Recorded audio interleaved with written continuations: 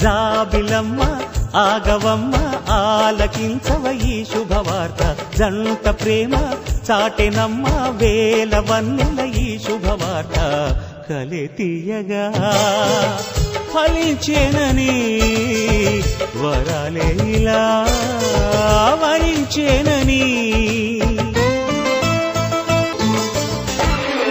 రతి మదనులు తొలి అతిథులుగా కదిలొచ్చే కాలమని శృతి ముదిరిన తహతహలన్నీ ఆహ్వానం పాడని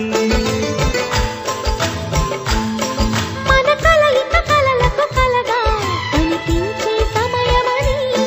కొనుకెరుగక ప్రతి నిమిషాన్ని కోగిల్లో కాగని చెరు సగమయే